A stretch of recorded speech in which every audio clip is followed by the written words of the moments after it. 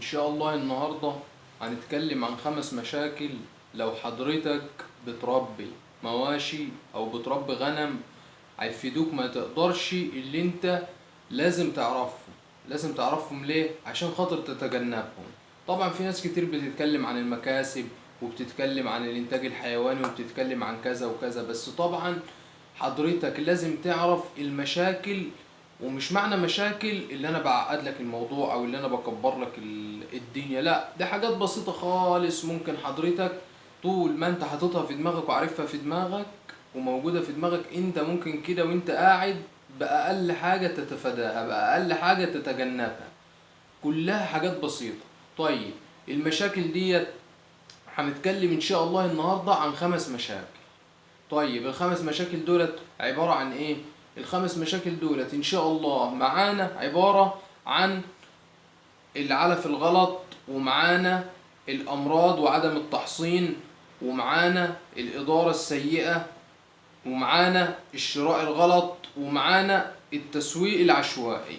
طبعا في مشاكل كتير اكبر من كده، بس طبعا انا خدت اهم 5 مشاكل. ان شاء الله لو لقيت في استفادة والناس استفادت في كمان 5 مشاكل ممكن نبقى نعمل جزء تاني، بس خلينا في ال5 مشاكل الاولانيين دلوقتي.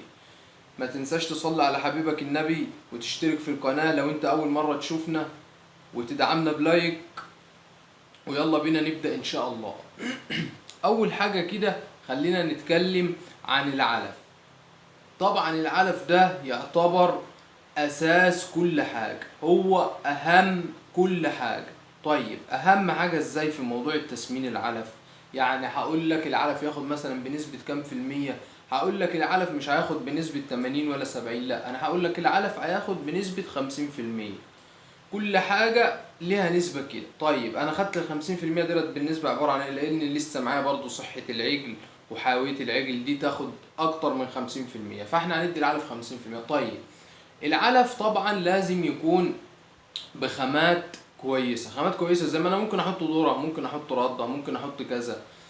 طبعا في ذرة ممكن يكون متخزن غلط. الذرة ده اللي هو الشامي، اللي هو مصدر ايه؟ مصدر الطاقة معايا، اللي هو التي دي ان بتاعه حوالي 75% الطاقة بتاعته. طيب، بروتينه كام الذرة؟ هنتكلم بروتينه من 8 ل 9 بروتين. طيب، الذرة ده لو متخزن في المخازن معايا وفي سوسة، في بقى حاجات من دي كلها، في شمس، في عدم تهوية، في سوء تخزين، طبعا انا هو في دي ذرة وهيبقى قدامي ذرة بس مش هيديني الجودة بتاعته المطلوبة. فلازم العلف يكون متكون بنسبة، يكون كويس، تكون الخامات نظيفة، يكون الخامات مفيهاش لعب، يكون نسبة البروتين ونسبة الطاقة ونسبة كل حاجة موجودة زي ما هي. يعني احنا عارفين الذرة 9، عارفين الصويا 46 او 44، عارفين الردة 14 مثلا، كل حاجة معروفة. طبعا لو في معايا سوء تخزين كل النسب ديت هتقل معايا. يبقى معانا العلف رقم واحد لازم ناخد بالنا منه. وفي حاجة كمان، العمر العجل، وزن العجل او عمر العجل عند حضرتك لازم، انت عندك عجل مثلا من 100 كيلو لحد 200 كيلو، العجل في الفترة ديت محتاج بروتين 18% او محتاج بروتين 21%. فاحنا هنقول 18. حضرتك لازم تبقى عارف وزن الحيوان محتاج في العمر ده ايه، لان ده هيفرق معاك. انا ممكن مثلا يكون عجل معاه 200 كيلو، ممكن واحد ما يكونش عارف او ما يكونش عنده خبرة يروح يجيب له مثلا علف 14% عشان العلف رخيص. طب ما انا العجل هتلاقيه قفل مني، هو رص لحم معاه بس مفيش وزن، مفيش تقفيل. العجل عليه مكبب في بعضه صغير كده. فلازم كل مرحلة من حياة العجل، كل وزن من حياة العجل ليه وزنه معين. يعني خلينا نتكلم مع بعض في السريع كده. من 100 ل 200 كيلو 18%، من 200 ل 400 كيلو او 350 معانا 16%. التقفيل قبل ما تيجي تبيع بشهرين 2 تنزل ل 14%، وفي 14% عالي الطاقة. يعني في تقفيل 14% وفي 14% عالي الطاقة. فاحنا معلنا عشان ما نطولش في موضوع العلف، حضرتك لازم تاخد بالك من موضوع العلف وموضوع الاضافات يا جماعة. الاضافات اهم من العلف لو انت بتعمل خلطه على ايدك. الاضافات ليه الاضافات اهم من العلف؟ لان الاضافات مش موجوده في دريس، الاضافات مش موجوده في التربه، الاضافات مش موجوده في الذره والرده والصويا والبذره اللي انا بحطها. الاضافات ديت مش موجوده في حاجه، هي مش موجوده غير في الاضافات ذات نفسها.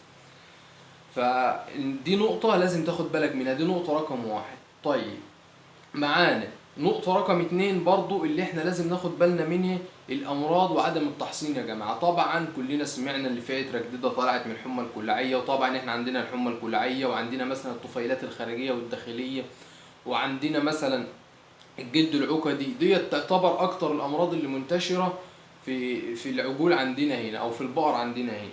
طيب انا اتفادى الامراض ديت يا جماعه، انا قلت وعدت قبل كده والقناه عليها يمكن اكتر فيديوهات على القناه موجوده عندي. التحصينات، انت حضرتك بتكسل، حضرتك بتهمل في التحصين، ويجي العجل لما يتعب تصرف عليه بدل الألف 5 و10، ويجي تقعد يبقى انت ما انتش عارف تعمل له ايه. ويجي العجل لما يتعب او البقره لما تتعب تعدي القطيع اللي جنب منها كله، تعدي ديت وتعدي اختها وتعدي دي وتعدي دي. طب انا ليه؟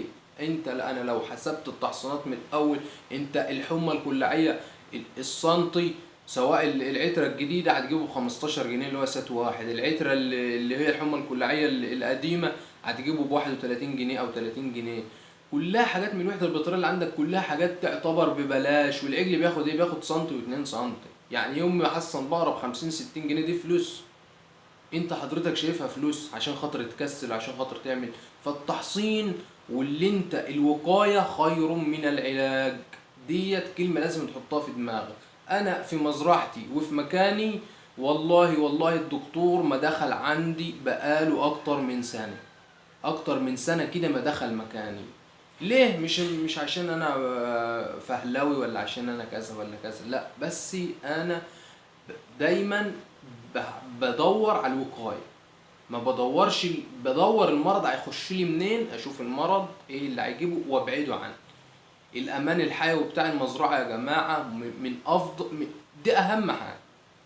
فطبعا لازم حضرتك يبقى قطيعك متحصن، لو علفتك نظيفه وميتك نظيفه وتحصيناتك تمام ومكانك تمام، انت كده مش محتاج حاجه غير بقى لا قدر الله جالك حاجه، يبقى انت عملت اللي عليك ومالكش دعوه بحاجه تاني. يبقى انا كده عملت اللي عليا، مش لو لا قدر الله حصل لي حاجه بره عني اللي يحصل. فانا عايزك تقلل دخلة الدكتور البيطري عندك، لان خاطر دخلة الدكتور بفلوس، ودخلة الدكتور بتبقى اليومين دولت بكتير. فطبعا لازم انت تبقى فاهم، لازم انت قلبك يجمد تعرف تدي حقن، لازم انت تعرف تنزل تجيب التحصين وتديه، لازم انت في حاجات لازم انت تعرف تديها، مثلا تجريع ديدان، مثلا ايفوماك. دي كلها حاجات بسيطة، منشط كبد، فاتح شهية، دي كلها حاجات انت مش محتاج دكتور عشان يديها لك. طالما انت في المجال وانت في الحاجة ديت، لازم اللي انت تطور من نفسك وتعلم من نفسك وتعمل ده كله. عشان ما نطولش برضو على حضراتكم، هنحاول نختصر الدنيا. كل الخمس نقط دولت انا لو هتكلم في كل نقطة كانت كل نقطة لوحدها حلقة، فانا هحاول الم الدنيا برضو واختصر الدنيا ان شاء الله. يبقى اول حاجة معانا لازم العلف يكون مظبوط.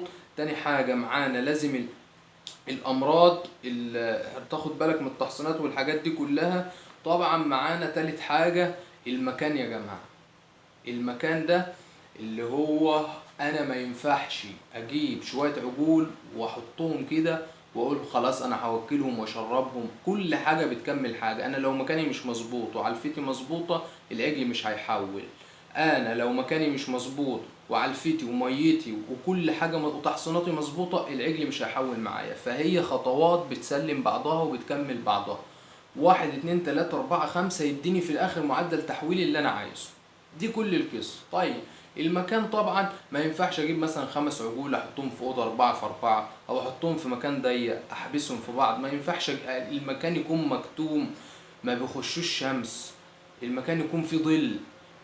دي كلها حاجات ما ينفعش المكان يكون فيه. طبعا برضو ما ينفعش اسيب الروس بتاع العجول تحت منهم لحد لما يوصلوا فيه لحد ركبتهم واقول ده عشان خاطر يا جماعه الكلام ده غلط.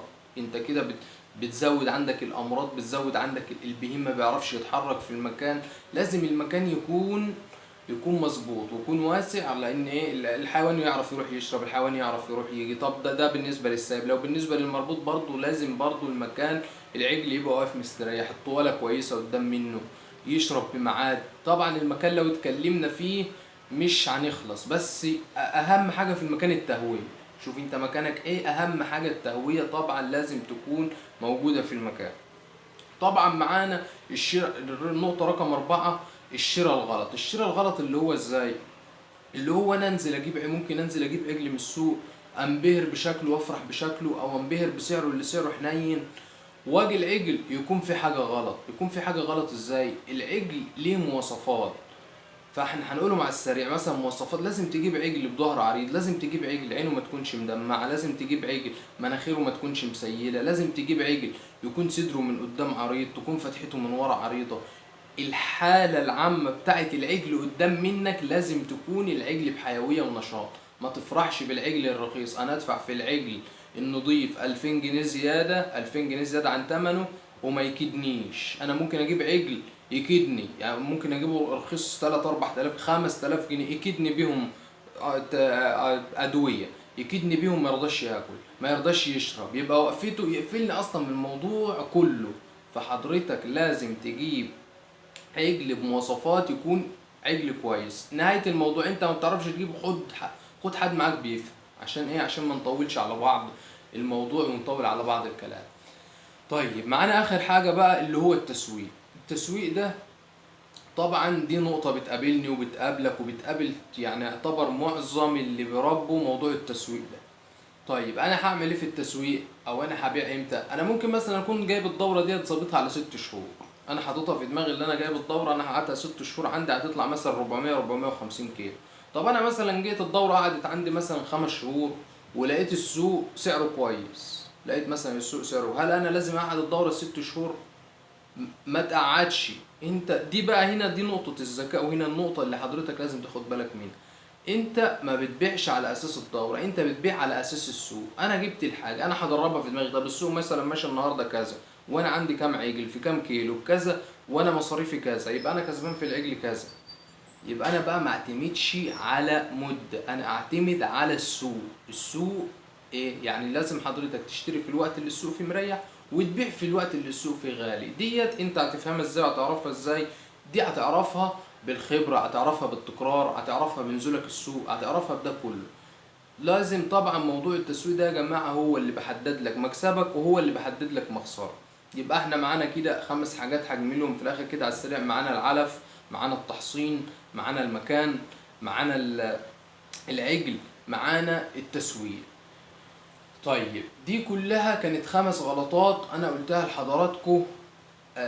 بس انا حاولت اختصر الموضوع عشان ما اطولش على حضرتك. انا مش جاي اضيع وقت حضرتك. لو انت بتربي او انت في موضوع الانتاج الحيواني، دي حاجات لازم تاخد بالك منها، حاجات بسيطة لازم تاخد بالك منها. لو استفدت مني بأي معلومة ما تنساش تسيب لنا تعليق وتقول لنا ايه اكتر مشكلة بتقابل حضرتك، وكلنا ان شاء الله هنساعد بعض ونرد على بعض. قول لي ايه المشكلة اللي قابلتك وحلتها ازاي ان شاء الله، عشان تفيد غيرك وتفيدني انا شخصيا ونستفاد كلنا من بعض. وفي الاخر ما تنساش تصلي على حبيبك النبي وتشترك في القناة. وبالتوفيق للجميع ان شاء الله. السلام عليكم.